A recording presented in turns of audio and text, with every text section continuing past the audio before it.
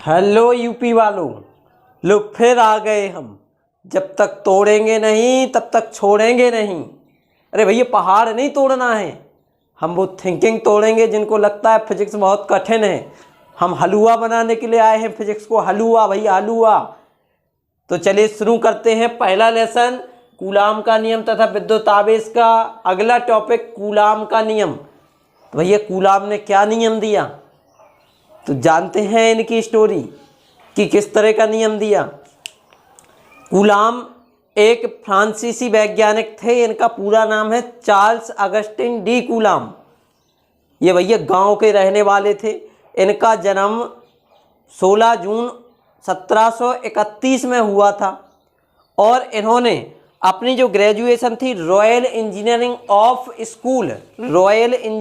Of school मैजियर्स से की थी। 1761 में इनकी जो ग्रेजुएशन थी ये कंप्लीट हो गई 1761 में। अब इसके बाद ये 1764 में चले गए कहाँ, एक कंपनी में काम करने के लिए। वहाँ पर हो गए ये बीमार। अब बीमार हो गए भैया तो ये घर भाग गया है। अब इनका दिमाग तो ऊटपटांग चल ही रहा था, तो इन्होंने घर पे एक लैब खड़ी कर दी और लैब बना करके उसमें ये एक्सपेरिमेंट करने लगे।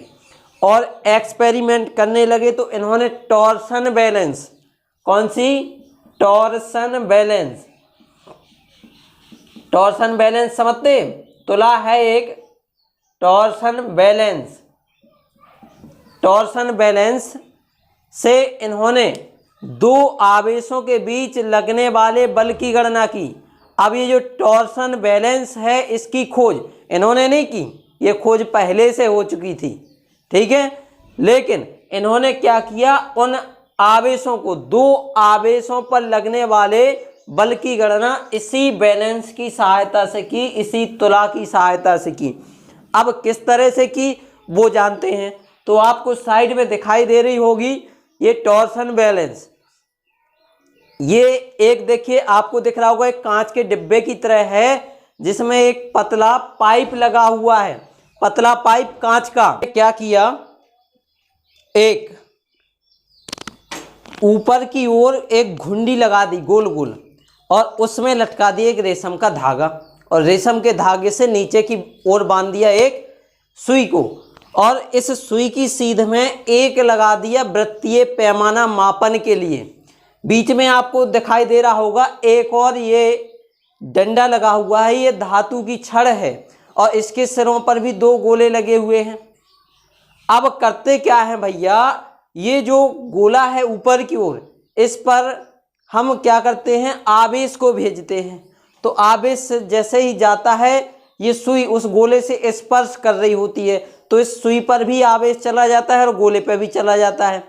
अब जब सुई पर आवेश पहुंचता है और गोले पे, तो दोनों पे एक ही तरह का आवेश होने के कारण से ये एक दूसरे को प्रतिकर्षित करने लगते हैं। तो जो रस्सी है वो घूम जाती है।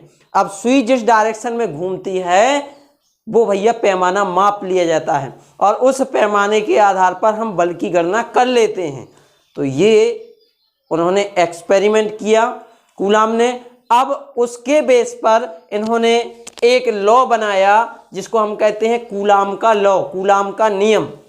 और ये लॉ क्या है, जब दो आवेश एक दूसरे से कुछ दूरी पर रखे हों, भैया मान लो कि r दूरी पर रखे हैं, एक आवेश q1 है एक आवेश q2 है, तो जब दो आवेश एक दूसरे से कुछ दूरी पर होंगे तो वो या तो एक दूसरे को आकर्षित करेंगे या प्रतिकर्षित करेंगे। तो उनके बीच लगने वाला आकर्षण अथवा प्रतिकर्षण बल, यदि दो आवेश एक दूसरे से कुछ दूरी पर रखे हैं तो उनके बीच एक बल लगेगा। यह आकर्षण अथवा प्रतिकर्षण बल इन आवेशों के गुणनफल के अनुक्रमानुपाती, F अनुक्रमानुपाती Q1 Q2, तो आवेशों के गुणनफल के अनुक्रमानुपाती और बीच की दूरी के वर्ग के व्युत्क्रमानुपाती होता है। आवेशों की गुणनफल के अनुक्रमानुपाती और बीच की दूरी के वर्ग के व्युत्क्रमानुपाती। कहने का मतलब ये है कि जितने बड़े बड़े आवेश होंगे उतना ज़्यादा एक दूसरे को प्रतिकर्षित करेंगे या आकर्षित करेंगे। छोटे चार्ज होंगे, कम चार्ज होंगे तो कम बल लगाएंगे। दूरी अधिक होगी तो भी ये कम बल लगाएंगे, और पास रखे होंगे तो ज़्यादा बल लगाएंगे। तो देखिए ये बना व्युत्क्रमानुपाती, दूरी के कैसा बन गया, व्युत्क्रमानुपाती, और आवेशों के गुणनफल के अनुक्रमानुपाती।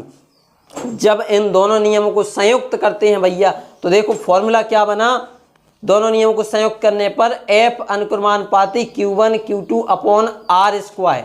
अब जैसे ही ये अनुक्रमानुपाती का चिन्ह हटाया, एक नियतांक आ गया K Q1 Q2 upon R square, जहाँ पर K एक नियतांक है और इसका मान होता है 1 अपॉन 4 पाई एप्सिलॉन नॉट, या 9 गुणे 10 की घात 9, 9 गुणे 10 की घात 9, और मात्रक होता है न्यूटन मीटर स्क्वायर प्रति coulomb square, newton metre square प्रति कूलाम स्क्वायर। अब इसमें देखिए भैया एक शब्द और आ गया है एप्सिलॉन नॉट।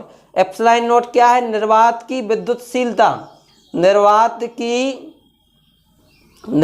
की विद्युतशीलता, और इसका भी मान होता है निर्वात की विद्युतशीलता, और इसका मान होता है एप्सिलॉन नॉट इक्वल 8.85 गुणा 10 की घात -12, 8.85 गुणा 10 की घात -12 कूलाम स्क्वायर प्रति न्यूटन मीटर स्क्वायर। जे एप्सिलॉन नॉट का मान होता है। तो हमारा कूलाम का नियम कंप्लीट। अब हम चलेंगे अगले टॉपिक पर अगली वीडियो में, अध्यारोपण का सिद्धांत।